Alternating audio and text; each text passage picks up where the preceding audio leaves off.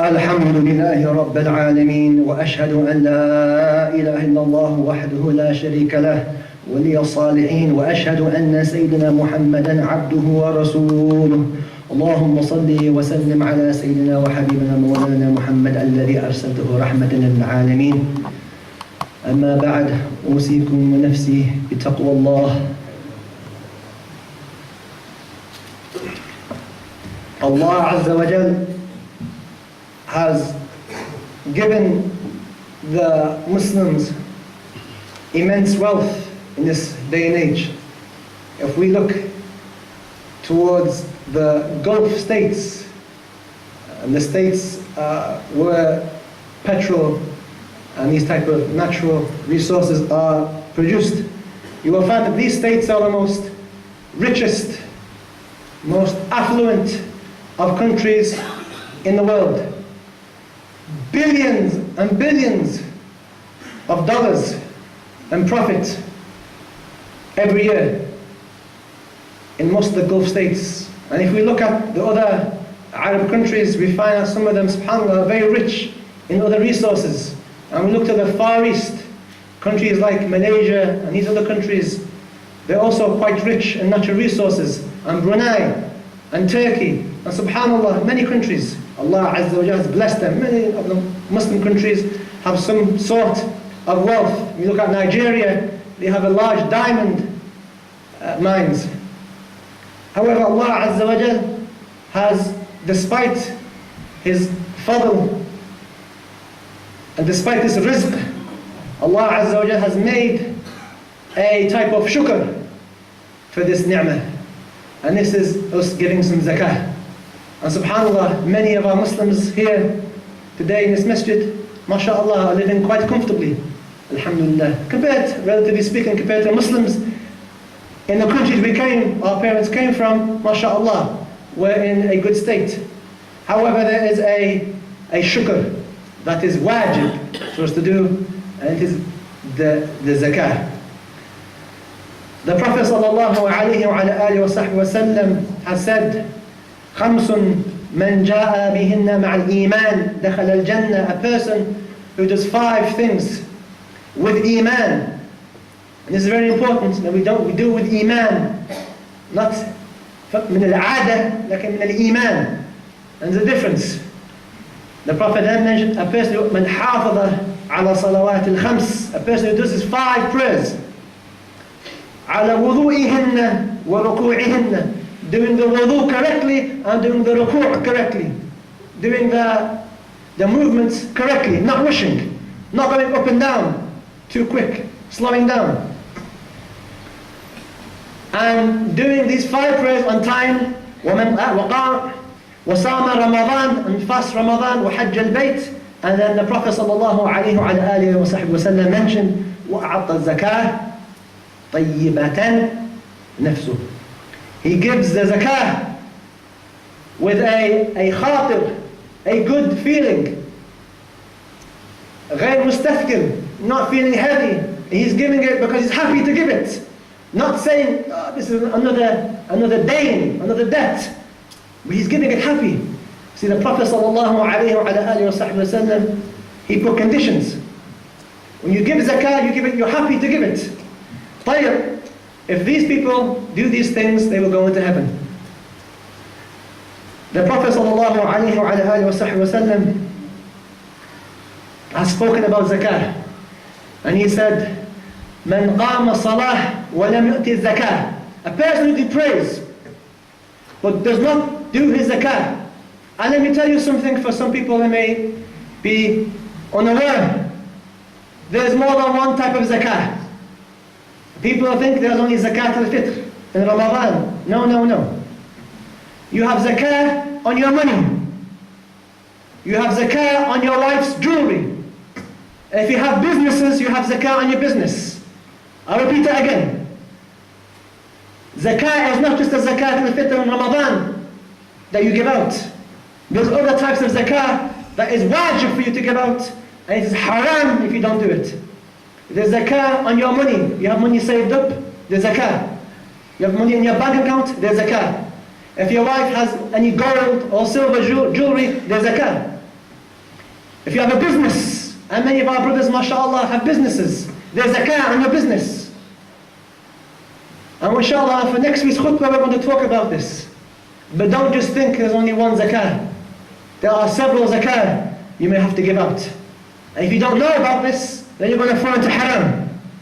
So our Prophet ﷺ said a person who prays his 5 prayers, وَلَمْ يُؤْتِ الزَّكَاةِ فَلَيْسَ بِمُسْلِمٍ يَنْفَعُهُ عَمَلُهُ.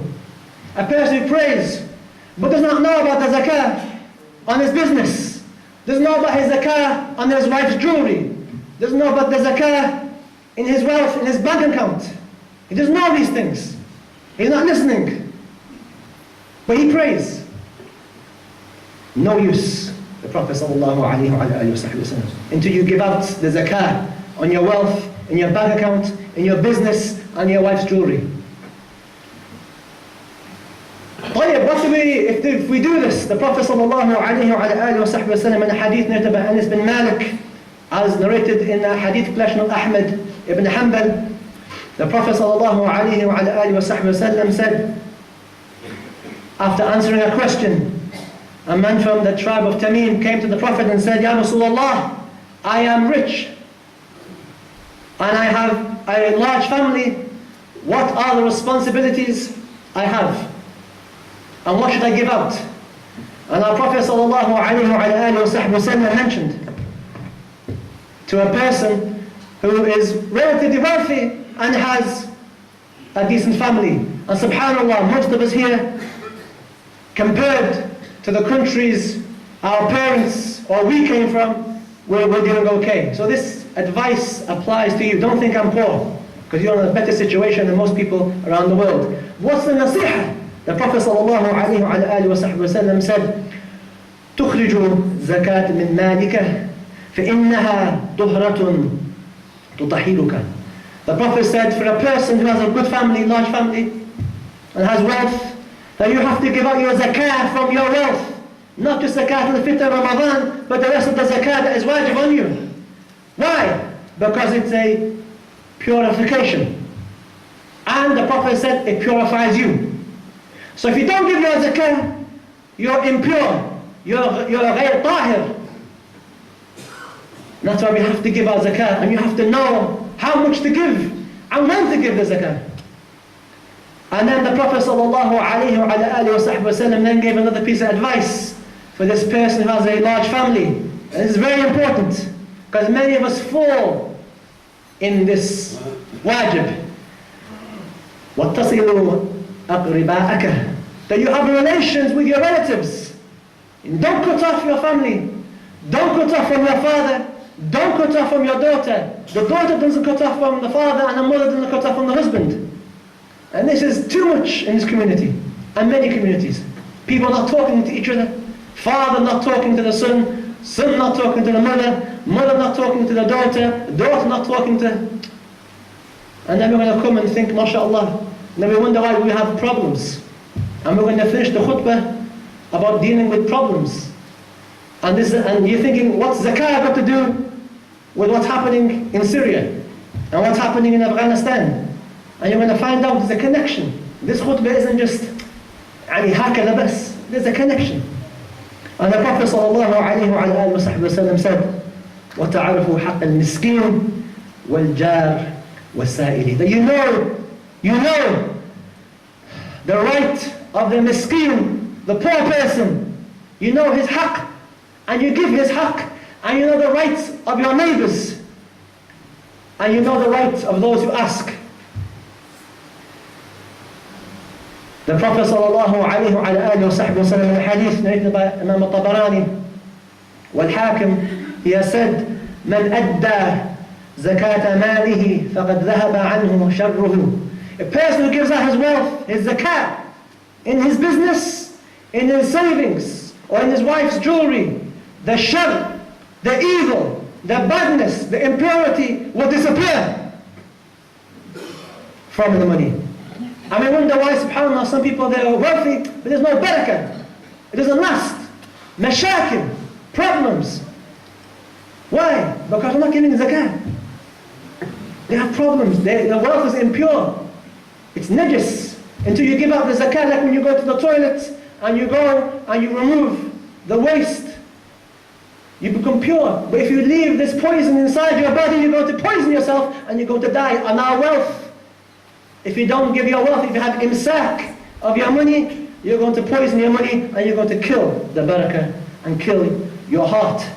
So our Prophet ﷺ is focused on this issue of zakah. A person who doesn't give his zakah, the Prophet has said on Yawm al-Qiyamah, the person who doesn't give his zakah or doesn't tell his wife to give zakah on her jewelry, on Yawm al-Qiyamah, this person will stand in front of Allah Azza wa Jal, in front of everybody, and there will be a snake round his neck, biting him. Because he never gave up the zakah. And he never bothered to ask. And our Prophet has warned, وَيْلٌ لِلْأَغْنِيَاءِ مِنَ الْفُقَرَاءِ. Woe to the rich, the people who are okay, people who are doing good. And all of us here living here, we're relatively okay. 99% of us are here okay. MashaAllah, state benefits, and these type of things, alhamdulillah. We have houses, alhamdulillah. We may be a bit crowded, like alhamdulillah, we're not in some refugee camp. Ala kull hal.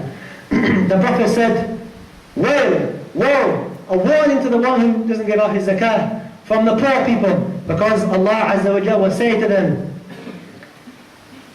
I'm going to make them, the poor people, qareeb, and I'm going to make the aghniya ba'id. And if you're close to Allah, then you're going to be close to heaven. And if you're far from Allah, you're going to be far from heaven and you're going to be closer to the hellfire.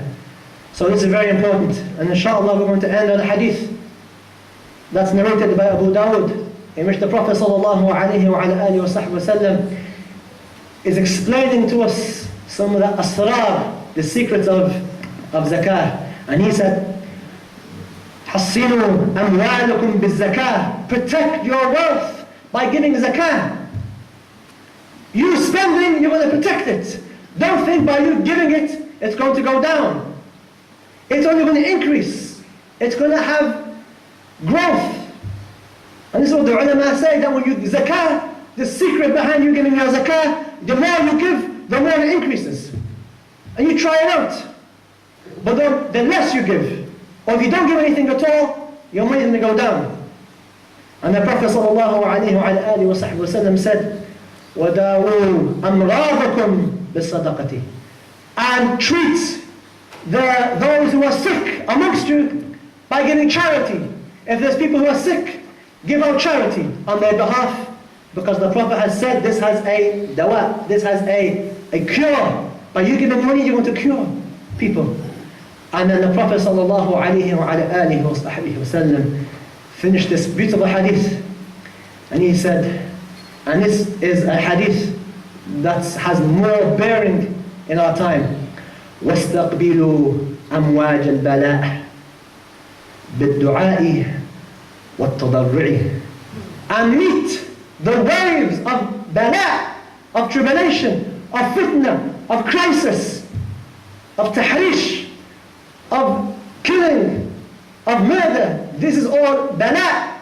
How do we deal with this? The Prophet ﷺ said, with dua, with tadarru'i, being humble, making dua and having tadarru', lowering ourselves, crying in the middle of the night for our brothers in Syria who are being gassed, and our brothers and sisters on both sides in other countries like Egypt, and our brothers and sisters in all over the Muslim world who the news now no longer talks about. Their problems still going on. Just because Palestine now is no longer in the news doesn't mean there's no problems. Unless people have bala in their personal lives, they have tribulation, they have problems in their lives, problems with their wives, problems with their children, problems with their health, problems with everything. So the Prophet ﷺ, if you find yourself and you're in front of the amwaj, the Prophet used the word amwaj, waves. Waves, how do you have istiqbal of the amwaj? These waves that are coming down, crashing on the heads of our brothers and sisters, crashing on the heads of our sisters and our brothers and our children living here, with dua, with tadarru'. Having dua and having tadarru', humbling ourselves. And if you can cry for the state of our brothers here and there, and for our sisters here and there. This is a deep wisdom, and you'll have rectification, islah within yourself and your family and your children. You have islah of the world, insha'Allah ta'ala. Though our Prophet sallallahu alayhi wa sallam was very merciful.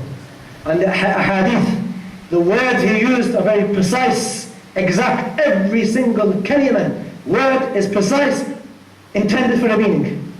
So please pay attention, insha'Allah ta'ala, and make sure to give out zakah, insha'Allah. And next week we're going to talk about the conditions for giving zakah, because it's a chapter in the books of fiqh.